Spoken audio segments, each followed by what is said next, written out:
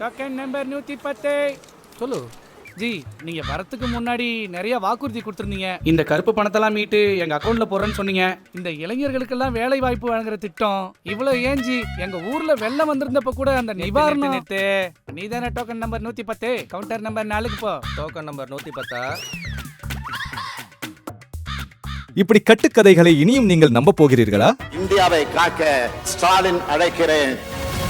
இந்தியாவின் கடன் மோடி ஆட்சிக்கு வந்த பிறகு 10 ஆண்டுகளில் மும்மடங்கு உயர்ந்துள்ளதாக நாம் தமிழர் கட்சி தலைமை ஒருங்கிணைப்பாளர் சீமான் தெரிவித்துள்ளார். மயிலாடுதுறை மக்களவை தொகுதியில் போட்டியிடும் வேட்பாளர் காளியம்மாளை ஆதரித்து அக்கட்சியின் தலைமை ஒருங்கிணைப்பாளர் சீமான் மயிலாடுதுறையில் பிரச்சாரம் மேற்கொண்டார். அப்போது பேசிய அவர், காங்கிரஸ் மற்றும் பாஜக காவிரியில் தண்ணீர் கேட்டு தர மறுப்பதாகவும், நமது உரிமையை பறித்துக் கொள்பவர்களுக்கும் உரிமையை தர மறுப்பவர்களுக்கும் எதற்கு வாக்களிக்க வேண்டும் என்றும் தெரிவித்தார்.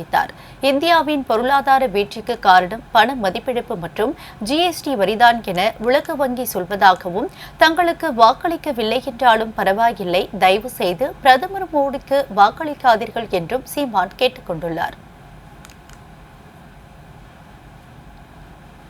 உலகத்திலே அதிகமாக மாட்டுக்கறி ஏற்றுமதி செய்கிற நாடு இந்தியா. ஆனால் மாடு எங்கள் தெய்வம். நீ மாட்டுக்கறி சாப்பிட்டா கொண்டு விடும், ஆனால் ஊரானுக்கு ஊட்டிவிடும். இது நம்முடைய கோட்பாடு. பீஃப் எக்ஸ்போர்ட் है, हिंदुस्तान इज नंबर 1 है. மறுபடியும் வரப்பாருங்கிறாரு. மறுபடியும் வந்தா நம்ம எல்லாரும் திருக்கோடி தான். ஏர்போர்ட்டை எதுக்கு நீ அதான் நீ கொடுக்குறாய்? ஏர்போர்ட் ஒன்று வச்சுக்க முடியாதா? துறைமுகம் கட்டுவதை எதற்கெல்லாம் நீ கொடுக்குறாய்? ஏன் அரசு கட்ட முடியாதா? இப்படி பார், ஏர்போர்ட்டை தனியார் கொடுத்துட்டாய். அந்த வரைபடம் யார்கிட்ட இருக்கும்? தனியார் முதலாளிகிட்ட இருக்கும். சீனாவுக்கு எனக்கு சண்டை. இந்த வரைபடத்தை கூட 1 லட்சம் கோடி தரேன்னா கொடுத்துட்டு போயிட்டே இருப்பானே. அங்கே வந்து போர்மானத்தை நிறுத்தி சண்டை போட்டு கொண்டு போயிருப்பானே. என்ன பண்ணுவார்?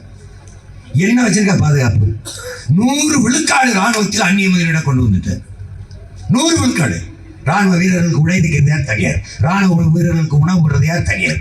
துப்பாக்கி எங்கே வாங்கினா ரஷ்யாவில், பீரங்கி எங்கே வாங்கினா இஸ்ரேலில், போர்க்கப்பல் எங்கே வாங்கினா ரஷ்யாவில், ரஃபேல் விமானம் எங்கே வாங்கினா பிரான்ஸில்.